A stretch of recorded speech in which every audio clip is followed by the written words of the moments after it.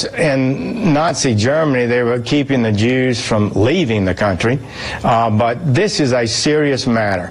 We need to think it through, be rational and thoughtful about it. Do you agree with him that those comparisons made by the likes of former First Lady Laura Bush, are exaggerations?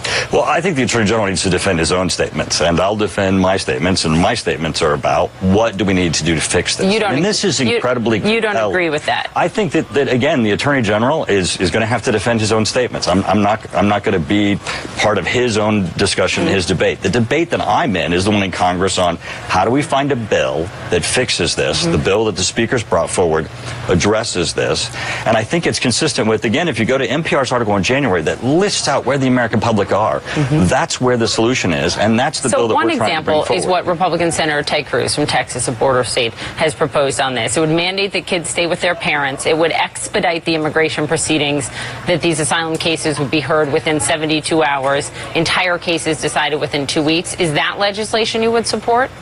Well, I think components of that are certainly very important, but I think the start is the bill that the speakers brought forward in the House. This is going to be a debate that is going to be ongoing. But again, everyone's talking about fixing the system, and that's where our debate needs to be. How do we fix the system? I mean, is he right? Is that? I think that certainly is a sound proposal, but we have to go through this process of the House bill and then the Senate bill. I think the crux of this, which is why this is so moving to Americans, is immigration is the strength and the heart of our country. I mean, we know, unlike any other country, when you raise your hand and become a United States citizen, you become an American.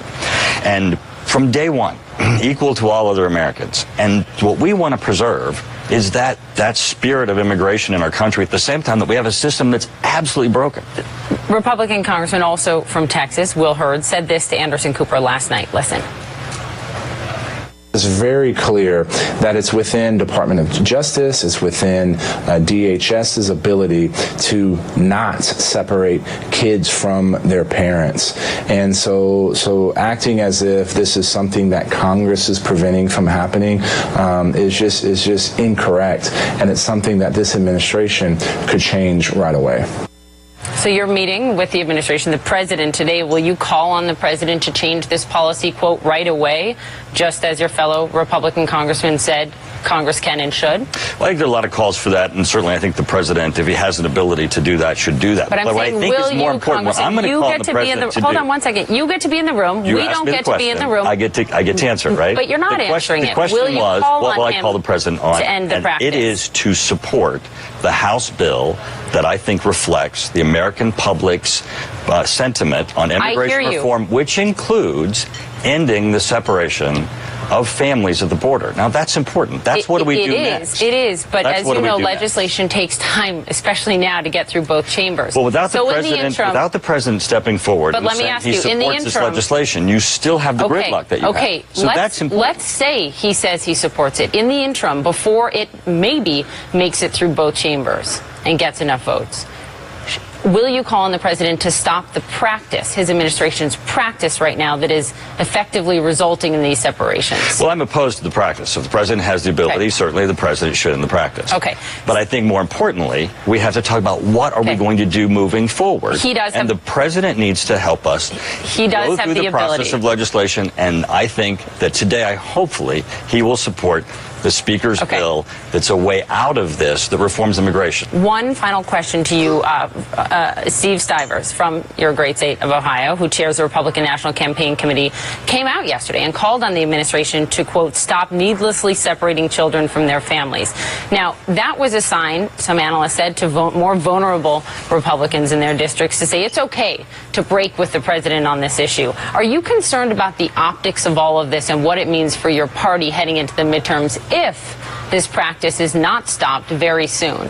Well, again, the bill that's in the House that the Speaker's bringing forward has in it language in this practice. So I understand, but it just takes a long time if you can actually get it through Congress. You asked me about their position. But clearly, I asked you about the optics if this practice the Republican House Hold on. is that this practice ends. I asked you about the optics if the practice doesn't stop soon.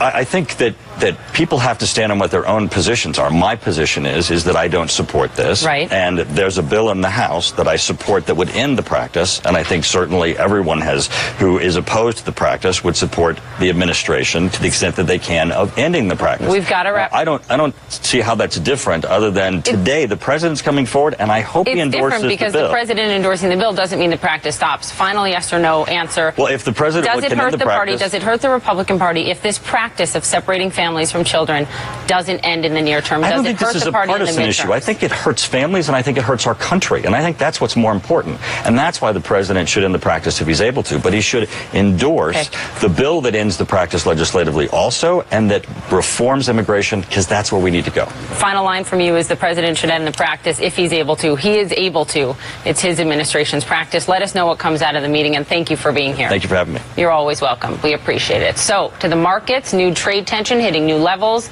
The president threatens new tariffs, 200 billion of them on Chinese goods. Allison Kosik on the floor of the New York Stock Exchange with more. The market does not like that this morning. What are you seeing?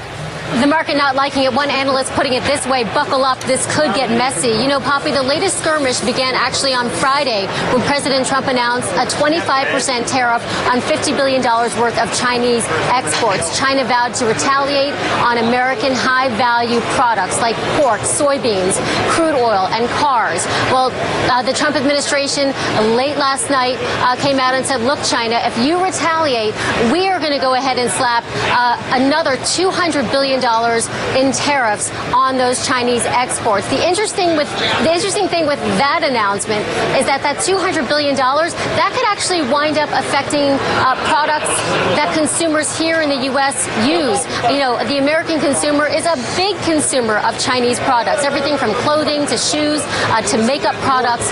So if those tariffs actually come to fruition, the $200 billion, because that's a little less than half of what the U.S. actually buys from China in the first place, consumers could really wind up feeling it in their wallets. As for investors, they're worried about where this trade battle could escalate.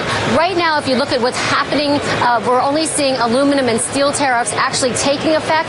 But if these other threats of tariffs actually come to fruition, there's a lot of uncertainty, and that's what has the market looking to sell at the open. We are about 13 minutes away from the opening bell. Poppy, the Dow looking to drop over 300 points at the open. Poppy?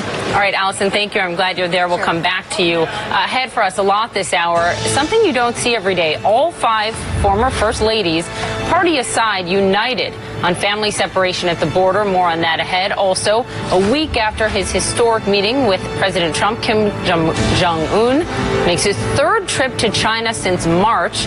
What impact will that have on future U.S. negotiations with Kim? And round 2 for the Justice Department's watchdog, the Inspector General testifying on Capitol Hill about his investigation into the Clinton email probe. What else will we learn today?